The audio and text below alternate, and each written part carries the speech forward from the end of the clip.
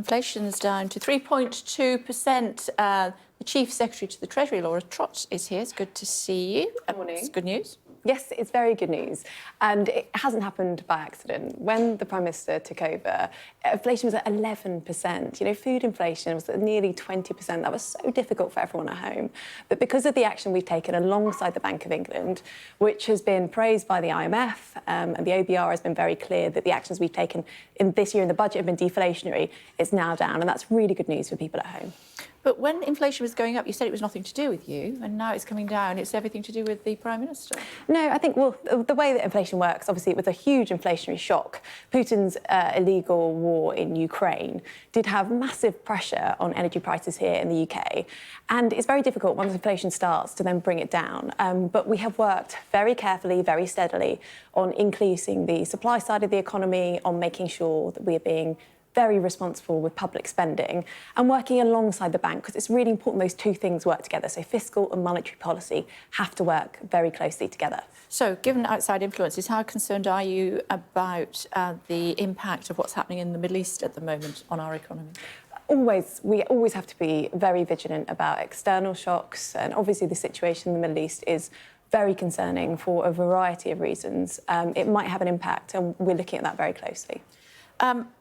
Let me ask you about smacking. Do you agree with doctors that smacking should be made illegal in England and Northern Ireland, taking further where we are with the laws at present? Well, we obviously have very, very clear laws in this country about abuse of children.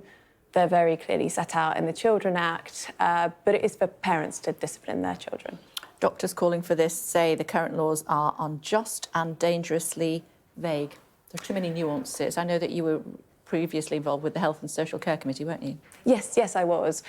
Like I say, I mean, it's very, very clear that any abuse of children is completely unacceptable. We've been working very hard to make sure that all the agencies involved with children are really cracking down on abuse, that there are clear guidelines involved. But that is, I think, where we would draw the line and just say, look, where it turns into abuse, that is unacceptable, but it's for parents to discipline their children. But paediatricians, experts with children's medicine, are saying the laws are unjust and dangerously vague. Should the government not look again at them? I would disagree with that, but it's right that we debate this. This is an incredibly important issue. It's right that we debate it. I would disagree with that. I would say our laws are in about the right place, but we should always look at this and re-examine evidence. So you will look at it again? I think that this is something, if somebody is saying something, we'll always listen to it, but I believe that the laws are in the right place. OK, talk to me about what's going on with Rwanda. Ping-ponging again as far as the bill is concerned. One wonders if it will ever get passed. Of course it will in the fullness of time. But are you ready? Who is going to fly these people to Rwanda? Well, I know you had a conversation with her about just yesterday. I didn't get any answers. So yeah, well, I mean, I think I'm going to say the same thing that she said yesterday to you, which is that we are working on operationalising this, but we're not going to go into details of how we're going to do that. But we will be ready for this morning that it's RAF Voyagers that are going to do this. We will be ready for flights to take off in the spring when the legislation passes. When does spring mean to you? Well, we're cantering towards May now.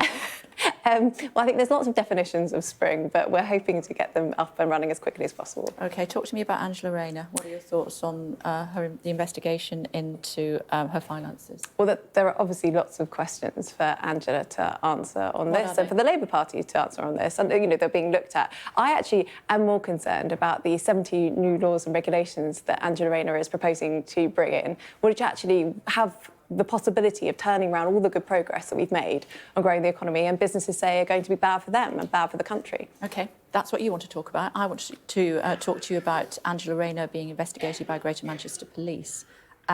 Your view on that? Well, look, it's a live police investigation. You know, we don't comment on live police investigations. That's pretty standard practice. There are, as I said before, obviously questions to answer on this. So do you think she has a case to answer? Well, I mean, it just looks a bit odd, to be honest, watching this as we go through. You know, you do make mistakes. That happens. If that's happened, then I think just admitting it and moving on will be in everyone's interest. But as I said, I don't know the full details of this because they haven't released the full details of this. I'm glad you watched yesterday's interview, so you'll know I asked your colleague about Liz Truss's book. Are you going to read it? I'm not. I've read a very good book about Liz Truss, which Harry Cole and James did, but I think that's probably enough Liz Truss books for me. Why? I think that is a period that I'm not really that interested in revisiting, if I'm honest, Kay. OK. Is she becoming a thorn in the side of this government? She won't go away, will she?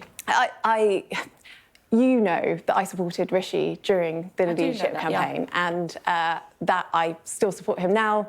I disagreed with Liz on many points at the time. These were aired at the time, and my position hasn't Shouldn't changed. she just shut up, though? Isn't she causing you more harm than good? No, I wouldn't say that. I wouldn't say that to anyone, actually. But as I said, I disagreed with her at the time, and I disagree with her now. So what do you make of what happened in Brussels yesterday when a Conservative conference was shot down by the police? That's not right. That is absolutely not right. You know, we absolutely must have free speech in this country. It is vital that people are able to debate things, to air their views. You know, no platforming is totally and utterly wrong. I fundamentally disagree with it. There were some choice characters in there, though, weren't there? I'm surprised that the Prime Minister allowed Braverman to go. Well, the Prime Minister, we're all free to do as we wish. You know, obviously there are bounds of conduct and behaviour that we expect from Conservative MPs, but within that, free speech is a fundamental tenet of the Conservative Party, and people are able to voice their views within a legal framework, and they should be allowed to do that. Yeah, but is it appropriate that a former Home Secretary finds themselves on a stage with a speaker who's under investigation for right-wing extremism? Another speaker argued that Christchurch mosque shooter had legitimate concerns. Another speaker argued gay marriage is a destructive experiment. How can that be acceptable that Suella Braverman thinks it's OK to put herself on a stage with those sort of characters? I don't know. I don't think that should be the bar, Kay. But at many points in my political career, I'm hoping that I would have gone on a stage with those people. But I would like to disagree with them. You've got to be able to do it. You would also. I would feel completely appropriate. I want to be able to. I will. will, at many stages in my political career, discuss things with people who I fundamentally disagree with, and that is really, really important because it is not about silencing people. It's about proving people wrong. You have to be able to win arguments, not just say you're not allowed to say that. I just don't agree with that at all. Somebody who says that the Christchurch mosque gunman had legitimate concerns. That's revolting and awful and wrong. But you would still happily sit on a stage with them. Because you need to.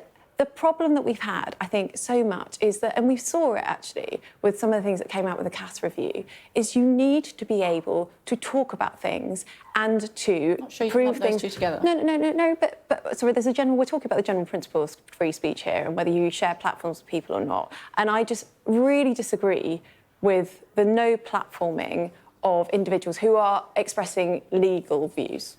What about those that are not necessarily expressing legal views? One of them under investigation for right-wing extremism. No, that's obviously completely unacceptable. But we're talking about within the realms of people who are expressing by the German police.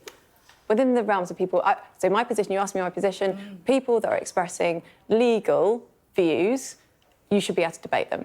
Obviously, where people are expressing illegal views or incitement to violence, hatred, all of the rest of these things, that's obviously completely unacceptable and a different thing. OK, it's good to see you as thank always. You thank you for being honest and frank, as you always are. It's great to see you. Thanks. Thanks, Kay.